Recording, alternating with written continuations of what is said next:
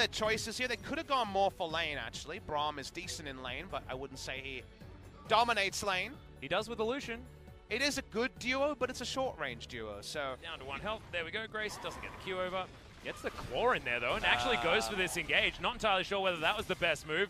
Basically out of mana there as well, as the QE is available for Spirit if he wants to go back. Not going to do so as Dread dives forward. Fantastic stealth ult comes in from Grace, but I don't think it's enough as Aiming gets the last auto. First blood goes down as it's, in fact, the Ignite tick that gets it, so Spirit grabs first blood. Awkwardly, Linderung had already changed. He actually had Ignite. He might have TP'd already. Unsure if that's available. There was nothing to Ignite anyway, so he couldn't cycle it to make it to lane. So because of all of that, it's just 2 kills come down. 4 plates rolled down. Let's see if there's any answering plates across the map. That's 4 bot lane, 6 altogether, including top. Urgot on top of the top side, but only a single plate I can spy so far. Well, that's a lot of AoE damage there with the flag that just dropped, but this tower is about to follow suit. And top side of the map, boom! They just want to get all of these turrets, all of these turret plates. And going for the dive, actually, is now Linderung does have that flash on cooldown. Fear Beyond Death comes in, and see you later. That's a 1-for-1 trade, and certainly one that you'll take. But Shelly is still there, and they get a lot of plates, so I'm not entirely sure. She took a bit of damage, though, so it's not going to actually be all of the plates, and some damage, because of course the charge came around. Solo gold on the turret, and this game, Weird and Wonderful was confirmed. The gold lead right now, with the turret going down. It's going to be 1,000 gold still. Jin Air going to grab their first Drake of the game. It is an Ocean Drake at this stage, which is not necessarily ideal. Pick a draft that does what it says on the tin reliably, and just execute on that. And don't necessarily go for combo ults like Gen G tried. Strong Grace now moving in. Everyone feeling a bit frisky in the mid lane. We see an all-in attempt. Here it is. Yeah, there it is. Immediately destroyed as the job, and you knew that that was what's going to happen. And another goes down as the Fear Beyond Death felt pretty 2 free. kills. Stasis can't be popped, so Zhonya's come soon, but first death is confirmed. Gonna get seen, so can't get targeted by the... Okay, Linderung, yeah, in a whole host of trouble, down to almost about half health. The Spirit dives forward, finally uses the stopwatch now as Root.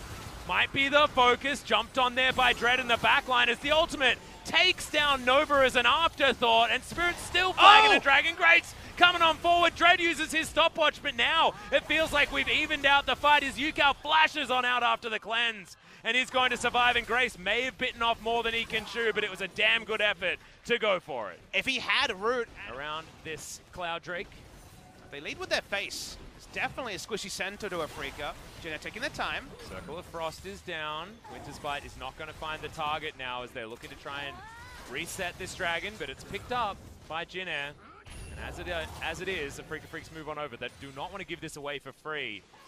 Want to even things out. They don't want to fight front to back either because they're such a squishy front line. Also, they have poke options, so getting the Ezreal a little bit further forward, allowing them to take a little bit more damage, and the 50-50 is going to be won by Afreeca Freecs. Cloud Drake going their way. Slows down every push comically forever. Finally, though, they're walking up. Could it be? Yeah, Dread just grabs it. The Empower does it. Now Aiming has to get the hell out of there. Uses all of his buttons, but is going to be safe as Grace. Now just going to get jumped on. Look at that Jarvan support burst damage that comes in. Secures the kill. Onto the Lysandra. Does the Ezreal. And I guess, in theory, in that particular fight, Spirit did exactly what he wanted to do. Selfo there was so awkward because no one could follow up. Marang, Linderung, they both have flashes, don't do anything. Now they might fight. Yeah, looking for a few bits of poke on the outside as Keen dives forward. Root immediately going to get stunned. There's the flash coming in from Spirit, showing the Jarvan mechanics, and instantly to leave the rift. The double knock tanky against some of this magic damage that's going to be inherently hitting him in these fights. It feels like Grace has often been the target here for Spirit.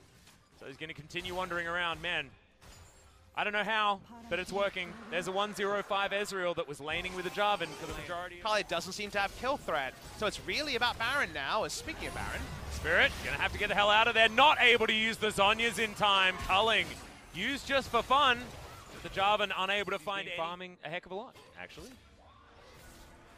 And he benefits from attack speed so incredibly much. As maybe he benefits from diving into the middle of everyone on Jin Air as well. Loses his GA for the moment, but now the fight is breaking out in earnest. Can they actually find anything from this? As Spirit's combo, not exactly the best, but Aiming is able to grab the first kill in the fight, and Dread somehow survived. Unbreakables there. Good stun comes down as the Braum soaking a lot, but also has to make his way out. Now Linderung fighting five low members of the Afreeca Freecs. Is unable to get anything. Keen dives over the top, has a full bar of energy.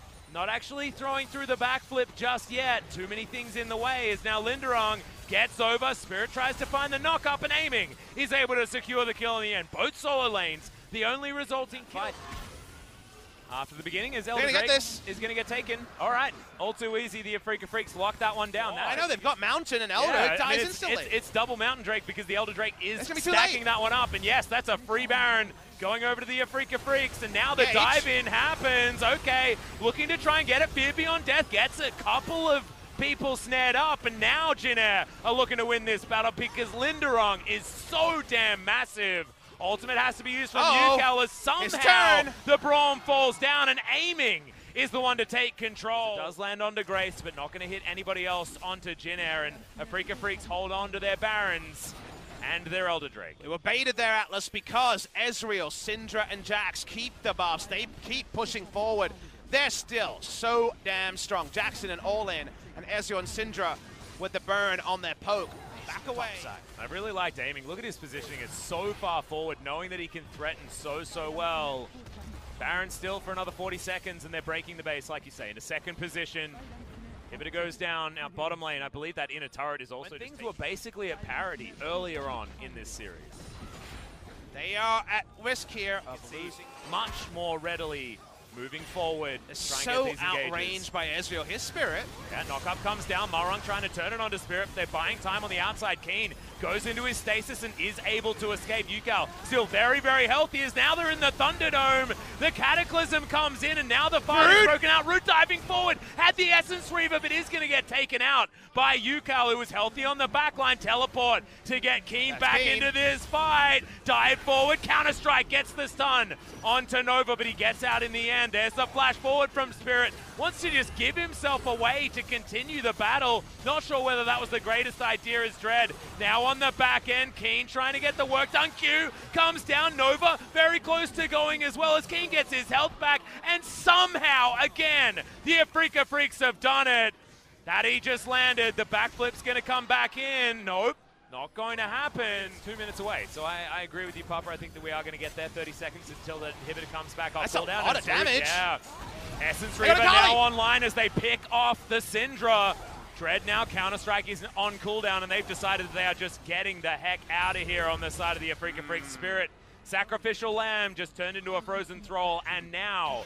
Can Dread steal this one away? TP just to stop the minions ending the game. Well, both of the inhibitors have spawned, so they're not going to be taking down that Nexus turret. Yeah, you're exactly right, 4v3. But now with an Elder Drake feels like an even worse situation. Doing his very best to try and keep himself in a position where he can threaten to steal this Baron away. Not going to happen. Oh! What the hell? He stole the Baron with his ultimate and gets himself a blue buff in the meantime. What the heck was that? That's exactly what they needed. Now the back time is going to be interrupted. Oh, and he's going to be able to take down Nova because they timed the back so nicely with Dread jumping in with a Counter-Strike. He was in the mid lane. He took down a turret, an inhibitor, sorry, already. They'll grab the two that they missed. Damn right. Jarvan support with no side lane priority, with no ability to play side lanes because the Urgot matched the Akali. They were losing a little bit too quickly before, but now they've figured it out. Unfortunately, they're going to lose this inhibitor if they don't start fighting soon. Well, they're not actually going to start fighting just yet. The inhibitor is going to go down. Claw comes in, but Grace doesn't take it. Gauge options dwindling. Super creeps are now going to be coming 2 by 2 by 2. You got to fight over something. It has to be this last turret, Jin Air. It has to be the Nexus. I mean, if you don't fight over the Nexus, you just lose the game as Linderong dives forward, but doesn't get anything. Not even a Banshee's Veil. As Malrong, he's the one that's picked up the mantle of engage, but now the dive forward as Root in the backline having to deal with Keen, who flashes to get his way out, aiming, jumps on over. Look at that burst damage as Keen finishes off the kill. In the front line, though, Dread is going to get taken down to that GA as now the conga line of minions is going to fly in, and Dread somehow again miraculously surviving. Yukel, the only one to go. The trade for mid laners has come in as aiming just needs to hit this Nexus a couple of times and it is going to be dead. Linderong? Yeah, Shroud down for Keen as well, trying to get damage back. Dread still alive as Spirit jumps in. Cataclysm is used, he gets out of it as aiming going down extraordinarily low as Malrung is trying to save this one for So it's not a double stack Elder. I think it has to be consecutive. I don't think so. I think it's just the second one that you've taken. Well, in the no, game. if it's a 5-minute buff. Well, Elder is now Will not happen. God, that is so much damage. Afreeca have 4-stack Elder. All right, we're bringing in multiple minion waves. Finally, the word macro could be applied to this game. It need not apply for 56 minutes. Yep, Spirit's actually upset because he was the wizard of the bottom lane, and yet his hat's being worn by the little guy that gets all of the props. Do you reckon he went sorcery? We know he went sorcery. Do you reckon he went Gathering Storm? No, he didn't. He went Scorch. I think we did see it. I'm pretty sure. Whoa! I saw the W auto. That was most of an inhibitor. Yep. Jinair, I don't know how you're going to do this. Show me the way. Show me this game going 60. That scat of the week was disgusting from you, Cal. As Linderung, he's going for it. Righteous Glory comes in. The exhaust is down. Just wants to kill his lane opponent. Can they to get the prove Urgot a point as in goes Spirit. Dread's gets into the a game. decent amount as yet Dread's decided that he's got his passive from his ult. Keen wants to join him. The Nexus will go down. Spirit, the only one to die in the last team fight, but Afreeca walk away after an hour with the victory in game number 1. 57 top lane, Lissandra mid lane, almost certainly. How many things fit inside the Cataclysm is the question. You could get a Frozen Tomb For in the there. side of Jin. Well, they're going to dive on top of the Callista here. Does flash to get out of the way, but Killer Instinct will follow. And that is just an overstep for Root. Vision. Malrung was actually ultra safety. He knows it's not easy for him to read into. Here's the game. Yeah, another flash play to come down here as Aiming has to use his flash. Spirit down into his stopwatch as Dread comes on forward, wants to find Root, does still have that Umbral Trespass, jumps into the Callista and wants to clean it up. Oh my god, Keen! The Hemo Plague is glorious. Cool guys don't look at explosions as Linderung gets the massive CC, but you know what he gets for it? The present is death. They've looked good in multiple games so far this season, but just every time something goes catastrophic. That's what kills you. That was looking like it should have been a Zoe solo kill. Okay, fun doesn't stop here as it's a really nice land to get Root out of danger as Dread, Umbral Trespass onto Grace. Maybe not his opportune target, but that's just brought all the space for Aiming to dive on forward. Grace dies as well. It's a double for the Kane. Make that 4-0-3. That extra range that I think Reaping Slash gains. And you know Shadow what? Assassin form? We were wrong. Let's look who gets the turret first bot lane. Yeah. It's the beautiful. All right, I guess Point Blank is a great way to miss a Trouble Bubble. Ning's itemization on. All right, That's we a got bit the weird. We're play going again. back in. Yeah, Yukao is going to immediately self-ultimate, try and get some damage, and also bother everyone as he jumps further. Circle of Frost helps hold everyone down, and my god, the Afreeca Freecs are just having their way with Jinair at this point. Dread diving on over, and this is the Rast experience that you expect. Actually just hopping underneath the turret. No worries there at all as Malrung goes down, makes Spirit look a little bit funny. But Aiming picks up the kill in the end, and this is what happens when you're able to smack people with your wallet. It's 1-14, and this game got way out of control way too quickly. And as far as goal graphs are concerned, it went from last time being this beautiful mountainous view to this looking like a gigantic cliff. And the sad thing is, Atlas, it'd be. And this is an Ocean Drake. They wish it was a different one, but they'll take everything on the map because it's theirs. What are they going to do about it? The answer is nothing, Papa. Teleport going to come down. We are going to see the Baron falling as Spirit uses his regular engage. Hook's not going to land as here's the dive. Triple kill already for the Kane. Can he pick up more as Aiming dives on over? Says no, but that's going to be the triple, and Grace dies.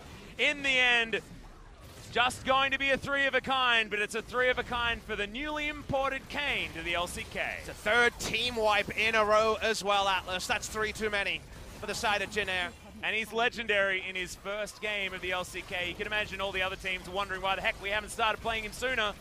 Just wanted to make sure he was perfected. Red certainly making it look good this game. But the context is a pretty muddy one as far as whether or not it was the Kane. Kind of reminds like you of the Dream game, right? The yeah. game for SK Telecom T1 in the Kesper Cup where they got down. Yeah. Being the illustrators of your own demise is just... It's hard to watch, guys. Good. It is really good. Obviously, when you can EQR in and Kai'Sa can follow, it can be very powerful. As far as muscle memory, he's got a lot of it. As he dives on forward, Root immediately has to flash, and that's going to leave his support to die. Frozen Tomb comes in. Root's trying to dance around this one. We'll be able to get some sticks back through, and Yukal does have to be the sacrificial lamb. They lose Linderung on the back end. They've broken open the base, and the Afreeca Freecs have sent everyone to the fountain. Can they end the game here? They're looking for the push. Well, Dread has to be very, very careful as there's the dive forward, aiming. Flash Voidseeker picks up the kill on the Zoe, and Keen booped back under the fountain. He's going to be taken out. Nexus turrets, the next one to go. It's a double kill for aiming, though, as he's just on cleanup duty. Able to do so, and it's a 24-minute game 2. That's going to buck the trend of our idea about Jin Air and the length of their games. As, my God, 2 in a row victories for the support Jarvan. And Kane starts his LCK career off with a bang. 26 kills in less than 24 minutes of gameplay. Jin Air, unfortunately, just had that nosedive that the gold graph will also illustrate in the early game. After a really nice early plan to try to deal with the Kane, Kane kind of had the game gifted to him in his lap. That was a TV dinner for the Kane. He forgot to show up, he didn't do any cooking, and yet got an entire meal. Afreeca Freecs, they will bow. But what will this victory mean later in the week when they will undoubtedly have more competition?